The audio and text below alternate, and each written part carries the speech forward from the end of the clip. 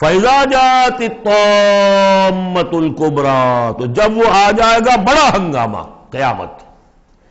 یوم یتذکر الانسان ما سعی، اس روز ہوش آئے گی انسان کو کہ میں کیا کر کے لایا تھا، کس چکر میں پڑا رہا، میں تو گم ہو گیا تھا دنیا میں. قل هل ننبئکم بالاخسرین اعمالا الذین ضل سعیہم فی الحیاۃ الدنیا، اے نبی ان سے پوچھیے، ہم بتائیں سب سے زیادہ گھاٹے میں کون رہے، اپنی سعی و جہد بھی ہے، بھاگ دوڑ بھی ہے، خون پسینہ ایک ہو رہا ہے، دن رات ایک ہو رہے ہیں، لیکن وہ سب اس دنیا ہی کے لیے، ان کی ساری سعی و جہد بھٹک کر رہ گئی، گم ہو کر رہ گئی اس دنیا کے اندر.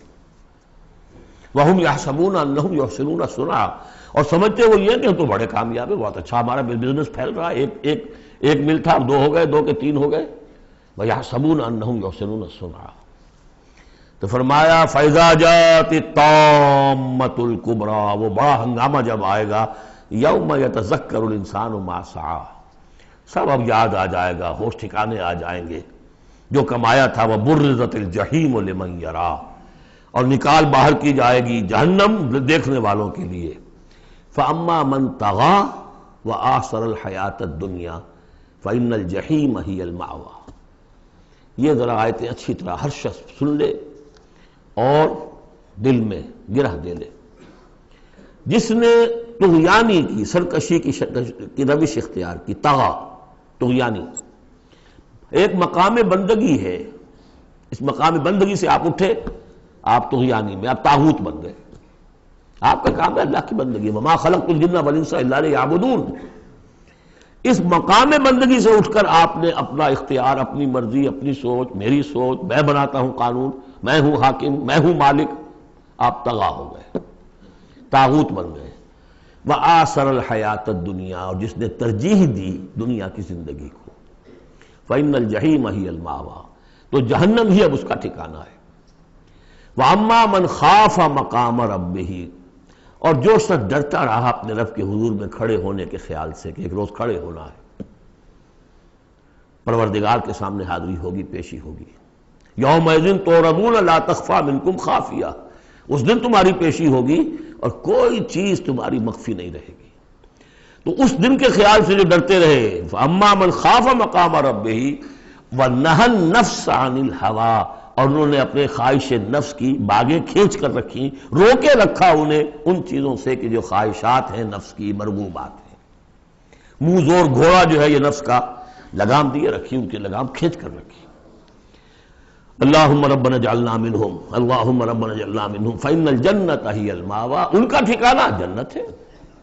یسألونک عن الساعہ، اے نبی یہ آپ سے پوچھتے ہیں قیامت کے بارے میں. ایان مرساہا، وہ کب لنگر انداز ہوگی، کب آئے گی.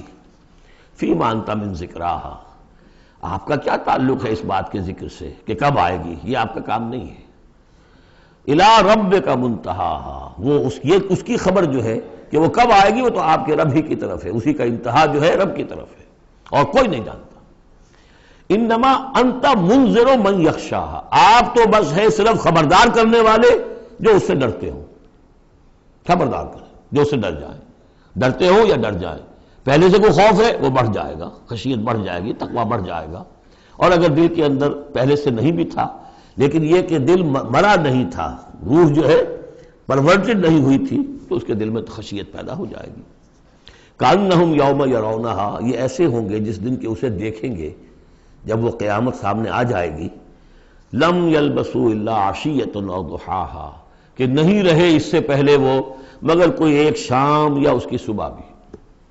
پوری زندگی جو نظر آئے گی جیسے آج ہمیں نظر آتا ہے، 5 سال کی عمر کا واقعہ ایسے نظر آتا ہے جیسے کل ہوا. جو بھی یاد ہے وہ تو کل کی طرح یاد ہے. اسی طریقے سے ساری زندگی ایسے محسوس ہوگی کأنہم یوم یرونہا لم یلبسوا الا عشیۃ او ضحاہا. سورۃ عبس، بسم اللہ الرحمن الرحیم. عبس وتولی ان جاءہ الاعمی وما یدریک لعلہ یزکی او یذکر فتنفعہ الذکریٰ اما من استغنی فانت لہ تصدی واما من جاءک یسعی وہو یخشی فانت عنہ تلہی کلا انہا تذکرہ فمن شاء ذکرہ فی صحف مکرمۃ مرفوعۃ مطہرۃ بأیدی سفرۃ کرام بررہ۔ صدق اللہ العظیم۔ یہ جو سورہ مبارکہ ہے، اس کے بارے میں بعض حضرات کو جو اپنے خیال میں چاہتے ہیں کہ حضور کا مقام جو ہے جتنا بلند سے بلند ہو رکھا جا سکے، تو اس کی ادھر ادھر کی تعویلیں کرنے کی کوشش کرتے ہیں، لیکن اس میں کوئی شک نہیں ہے کہ یہ واقعہ بالکل اسی طرح پیش آیا جیسا کہ یہاں لکھا ہوا ہے، اور اس کی قطعاً کوئی تعویل کرنے کی ضرورت نہیں۔ دیکھیے، نبی کا معاملہ یہ ہوتا ہے، رسول کا معاملہ خاص طور پر، کہ اسے دیکھنا ہوتا ہے کہ مجھے ایک عظیم جو میرے اوپر ذمہ داری ڈال دی گئی ہے، اس کے پورا کرنے کے لیے بہتر راستہ کون سا ہے۔ اب ظاہر بات ایک معاشرہ ہے، اس معاشرے کے اندر طبقات ہیں، ڈی فیکٹو ہیں، آپ کے لیے تو وہ گیون ہیں، آپ نے خود تو پیدا نہیں کیے ہیں، موجود ہیں۔ اب ان میں ظاہر بات ہے جو لوگ زیادہ اثر و رسوخ رکھنے والے ہیں، ان میں سے ایک اگر ایمان لے آئے تو وہ دوسرے عوام الناس میں سے 20 اور 10 کے مقابلے میں زیادہ اہم ہو جائے گا۔ موٹی سی بات ہے، اس میں کوئی راز والی بات تو ہے نہیں۔ اس لیے حضور نے دعا کی، جھولی پسار کر دعا کی، پروردگار عمر بن الخطاب اور عمرو بن ہشام یعنی ابو جہل میں سے ایک کو تو میری جھولی میں ضرور ڈال دے۔ یہ ایسے لوگ ہیں، اپنے معاشرے میں اثر و رسوخ رکھنے والے ہیں، حیثیت ہے، تکڑے ہیں، تو اگر ان میں سے کوئی ایمان لے آئے تو تقویت حاصل ہوگی۔ تو نتیجہ یہ نکلتا تھا کہ حضور ایسے لوگوں کی طرف زیادہ راغب رہتے تھے، توجہ فرماتے تھے۔ پھر خاص طور پر جو لوگ اپنے ساتھی ایمان لے آئے ہیں، اب یہ کہ ظاہر بات ہے وہ تو اپنے ہی ہیں، آدمی بسا اوقات کچھ زیادتی کر بیٹھتا ہے اپنوں کے اوپر، اور اس کی اپنائیت ہی در حقیقت کہ یہ تو اپنا ہے، اس کو کوئی بات نہیں، سہ جائے گا، برداشت کر لے گا، اور یہ سمجھ لے گا کہ اس میں کوئی مصلحت ہوگی۔ تو اگر اس طرح کا رویہ ہو تو یہ بالکل منطقی ہے، سمجھ میں آنے والی بات ہے کہ ایک روز حضور کے پاس کچھ قریش کے سردار بیٹھے ہوئے تھے، گفتگو کر رہے تھے۔ عبداللہ ابن ام مکتوم رضی اللہ تعالی عنہ ایک نابینا صحابی ہیں، وہ آ گئے۔ اب یہ کہ بہرحال نابینا تھے، لیکن یہ کہ بہرے تو نہیں تھے، اندازہ تو انہیں بھی ہو گیا ہوگا کہ اس وقت گفتگو ہو رہی ہے، کن لوگوں سے ہو رہی ہے، اور جو نابینا ہوتے ہیں اللہ تعالیٰ ان کی کوئی اور ایک رنگ تیز کر دیتا ہے، کمپنسیٹ تو کرتا ہے نا ان کو۔ تو انہیں یہ چاہیے تھا کہ اس وقت وہ خاموش رہتے۔ انہوں نے یہ کیا، بار بار حضور کو اپنی طرف متوجہ کر رہے ہیں، حضور ان سے گفتگو کر رہے ہیں اس وقت۔ اس پر کچھ ناگواری کے آثار پیدا ہوئے، حضور کی تیوری پر بل پڑ گئے، اور حضور ان کی طرف متوجہ نہیں ہوئے، وہ بددل ہو کر وہاں سے اٹھ کر چلے گئے۔ اس پر پھر یہ کہہ لیجئے حضور کا لفظ عتاب، یہ عتاب نازل ہوا مجھ پر، اس لیے کہ اس کے بعد پھر جب کبھی بھی آتے تھے عبداللہ ابن ام مکتوم تو حضور فرمایا کرتے مرحبا بالذی آتمنی اللہ فیہ، مرحبا اس شخص کے لیے جس کے بارے میں اللہ نے مجھ پر عتاب فرمایا ہے۔ اب اس میں یہ تعویل کرنا کہ یہ حضور کے مقام تو یہ ہو ہی نہیں سکتا، انہونی بات ہے، ادھر سے ادھر سے، قطعاً کوئی ضرورت نہیں۔ یہ رسول بھی بشر ہوتا ہے، بشر ہونے کے علاوہ میں نے آپ کو بتایا ہے یہ دعوت کا تقاضا ہے۔ اب جو یہ ہمارے اس وقت کے جو ساتھی تھے، غریب جو حضور کے ساتھی تھے، اور جو جن کو پیٹا جا رہا تھا، مارا جا رہا تھا، جو مزدور تھے، جو وہاں کے غلام تھے، ظاہر بات ہے کوئی صاحب حیثیت کوئی شخص ایمان لے آتا تو ان کی تکالیف میں کمی ہوتی، انہیں ایک طرح کی سپورٹ ملتی۔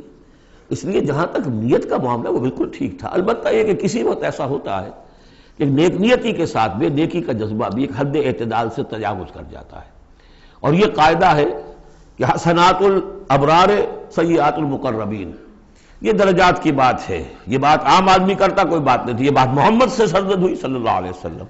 تو اللہ تعالیٰ اپنے بڑے بندوں کی جو ہے چھوٹی خطاؤں کے اوپر بھی ایسا انداز اختیار کرتے ہیں کہ جیسے ان سے بہت بڑی خطا ہو گئی ہے۔ تو یہ ہے سارے مسائل سامنے ہو تو پھر کوئی ضرورت کسی تعویل کی نہیں۔ عبس وتولی، اب بار بار جو انہوں نے متوجہ کیا ہوگا تو حضور کا کہ چہرے پر کچھ تھوڑی سی ناگواری سے شکنیں پڑ گئیں، اور آپ نے ان کی طرف خطاب نہیں کیا، پھر موڑ میری طرف دیکھیے، وہ دیکھ کر پھر یہ ماتھے پر شکنیں لے کر آپ نے پھر منہ موڑ لیا۔ ان جاءہ الاعمی، اس بات پر کہ اس کے پاس ایک نابینا آیا۔ وما یدریک لعلہ یزکی، اے نبی آپ کو کیا معلوم کہ اسے وہ تزکیہ حاصل کرتا، وہ بلند مقامات آپ کی گفتگو سے استفادہ کر کے اپنے درجات بلند کرتا، اور یذکر فتنفعہ الذکریٰ، یا یہ کہ وہ نصیحت اخذ کرتا، اسے وہ نصیحت مفید ہوتی۔